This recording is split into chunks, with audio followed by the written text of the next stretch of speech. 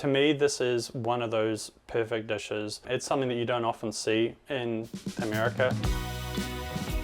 My name's Ricoh, and today we're making Pavlova, which is a New Zealand Australian meringue dessert.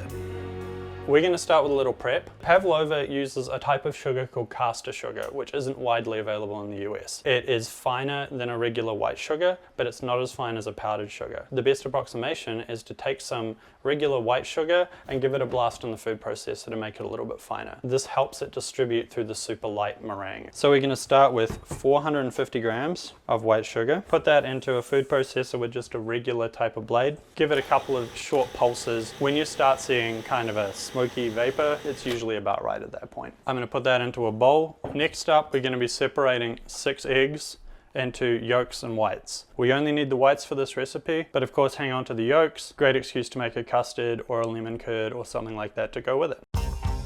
So the history of this dish, it was originally developed for when a ballerina, whose last name was Pavlova, was touring Australia and New Zealand, and a chef came up with this dish to celebrate her being there. There's a lot of debate whether it's an Australian or a New Zealand dish, but it is now well integrated into the culture of both countries. I feel like outside of Australia and New Zealand, it's not really well understood. So it's something that I often make for my wife and for my friends because it's kind of a novelty here.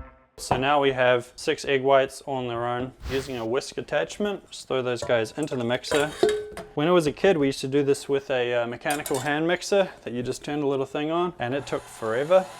So now we've been whipping it for a few minutes, and it's got to the point where it's forming soft peaks and it's holding its shape. Now we start adding the caster sugar just gradually to integrate. We're going to add 1 teaspoon of good vanilla essence and 1 teaspoon of vinegar. I'm using apple cider vinegar. White vinegar would be the classic choice. And finally, 2 teaspoons of corn flour or cornstarch, and this just helps it hold together a little bit while it's baking. We'll continue to let that beat for another 1 to 2 minutes, making sure that it's well integrated, and that's really the key thing. If you don't beat it enough, it may collapse during baking. So now we transfer this onto a baking sheet that's been lined with tin foil.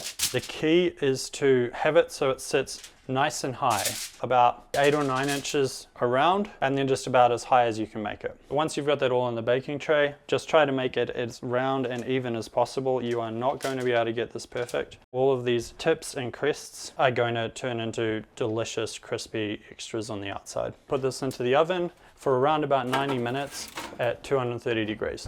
To go with the Pavlova, traditionally it's served with some kind of fruit. So I'm going to make a raspberry coulis, which is essentially like a reduced raspberry sauce to go on it. We're going to start with about a 1/4 cup of cold water and about 300 grams of raspberries, and finally around about 40 grams of sugar. We essentially wait for this to come up to a simmer. Now it's just getting to the point where we've got a rolling boil going on, and we're just going to leave that for a few minutes and let it reduce a little.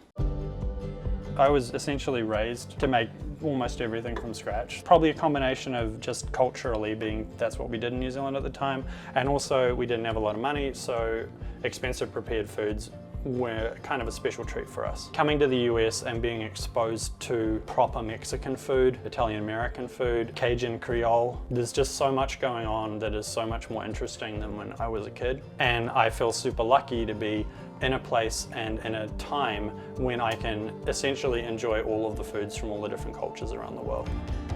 After the Pavlova, it's been in the oven for 90 minutes at 230. We just turn the oven off, completely off, but do not open the door.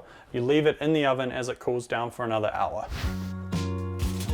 So now it's out of the oven. You see the outside is this perfect solid meringue crust, but once you cut into it, the inside is marshmallowy soft. So we're just gonna drizzle some of the raspberry coulis I made earlier, and we're ready to go.